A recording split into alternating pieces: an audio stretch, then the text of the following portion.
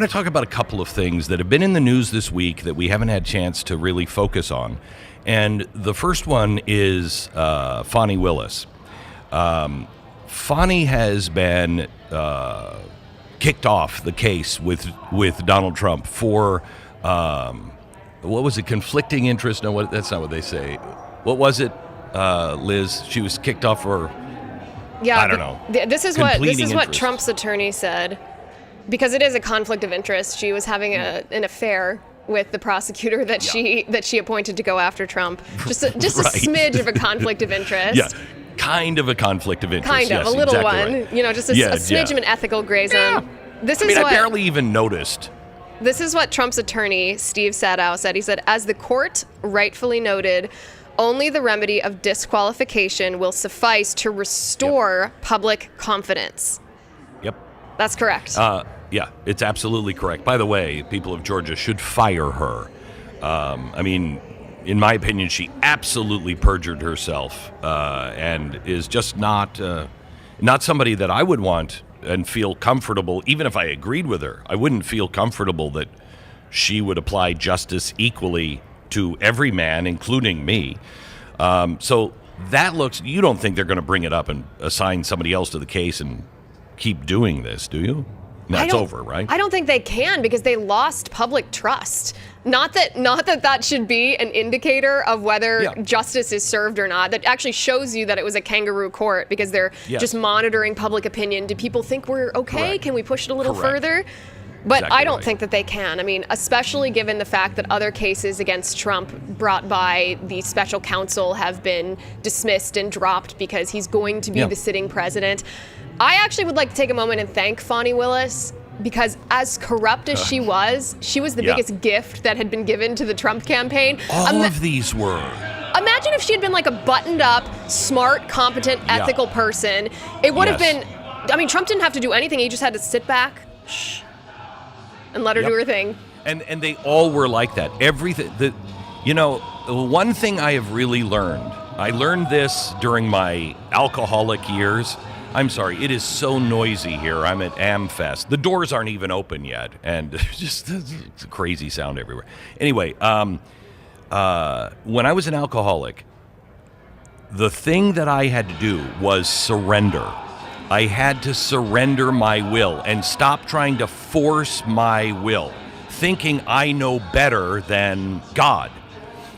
Well, I'm still learning that over and over again. For instance, in 2020, I was convinced we're doomed. We're doomed, and we got to do everything we can. That part was true. What the Democrats failed to learn is what I learned in 2020. Sometimes failure isn't bad. In fact, it's usually not bad if you learn the lesson. And the lesson I learned in that failure was, oh my gosh, God is not neutral. That happened for a reason. And now he's coming back stronger, more informed, ready to fight another 4 years, where it just would have been more of the same for the last 4 years.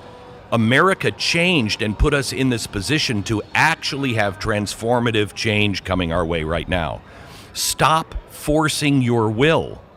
When you just say, you know what, I'm not smarter than God. I'm not smarter than the American people.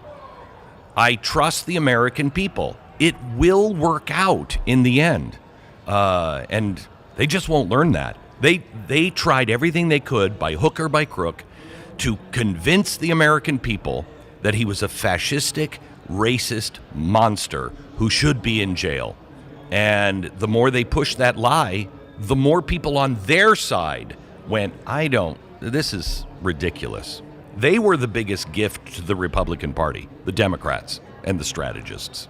Isn't that one of the things about Trump, though, is that he actually does surrender himself? I mean, in the case of Fani Willis, quite literally, that mugshot was probably his biggest in-kind campaign donation that we've ever seen. But Trump does surrender himself and trust the American people whom he represents in a way that I've not seen any other politician do. He listens and is humble enough to change his mind. Ronald Reagan was the closest to that, but I think Ronald Reagan said everybody has their time, And he said, I haven't changed since the 1960s, but it wasn't my time. And then all of a sudden, time catches up with you and you lock into a slot. And how much time that lasts, you don't know. That's one of the problems with the media is they might lock in and they'll get their fame and fortune, and then their time stops, but they force their will and they start compromising and selling themselves. And it doesn't get any better. Look at the mainstream media. Their time is up, but they're doing everything they can, and they've become prostitutes, complete and total whores, because they won't accept it. Ronald Reagan accepted it, but it was his time. I think the people kind of caught up to him. Donald Trump trusts two things: his gut, which I have to tell you is one of the best guts I've ever seen, and the second is the American people. He knows. He just knows. They get it. And if they don't, they will, which is powerful. Think about his most powerful moments from this year. Think about when who didn't get that thrill of excitement seeing Donald Trump working at McDonald's?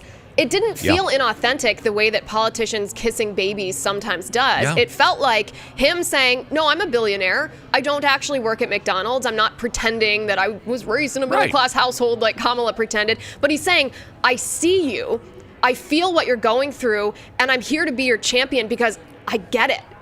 And you know why that was so authentic? For two reasons. He likes people. Yeah. Okay? He likes the American people. I think he probably likes, the average person that works at McDonald's more than he likes some of the rich fat cats that hang out in Mar-a-Lago. You know what I mean? Honestly, I really think so. He likes people. That is very unusual for a politician. He likes people. Then he's also a McDonald's eater. He loves McDonald's. And he enjoyed his time, figuring out the fry later. I get to finally make the fries that I love so much, So it was all genuine, even though he was a billionaire working a hourly job. Well, he's intellectually curious. He was interested in the process that went into something that he liked, which is probably why he was such a successful, or is such a successful businessman and architect and builder, because he cares about those details. Did you see that video of him? I think it was from last week, where he was so involved in the design of his set that he had them put a table, put water on the table, put the doily under the water, then take it away. And he genuinely cared about what the setup looked like. Did not see that. It was lovely. I watched it like 3 times. He is such a freak about that. I did not know that. I know he was a freak on just about everything, but I know he's a television guy. Yeah. I mean, he gave a speech. I was in the audience. I don't even remember when this was. He gave a speech and I was in the audience, and so was Mark Burnett. And it was like part of that speech, he was just talking to me and Mark about how television works. And I was like, this is, there are other people here. Because he kept looking at me and saying, right, Glenn? I mean, that's the way. Right, Mark? That's the way. And I realized this guy doesn't just go on a television show. This is the difference between stars and genuine phenomena. Phenoms come from somebody who comes in and doesn't want to be a star, is excited by the process, has something to say, knows their own self, and then explores. And the American people have always traditionally liked explorers, even if it's just somebody exploring this job and exploring this new thing that I've never done before, but I want to learn everything about it. That's what he has. And if you have that curiosity and the soul of an explorer in everything you do, from building a building or working the fry-a-later at McDonald's, you are going to be a phenom. I'm convinced of it.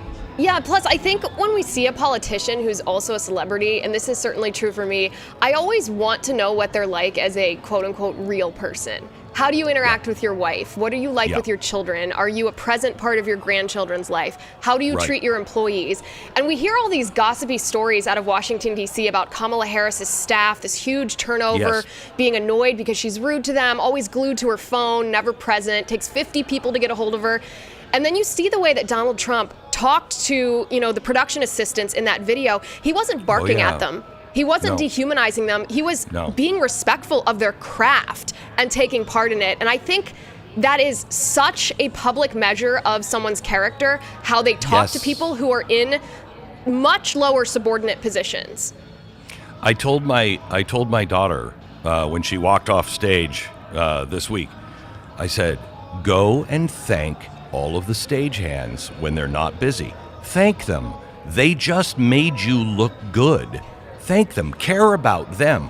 And to go back to Donald Trump, when I was at Mar-a-Lago, first time doing an interview with him there, after it was over, he said, what are you doing for dinner?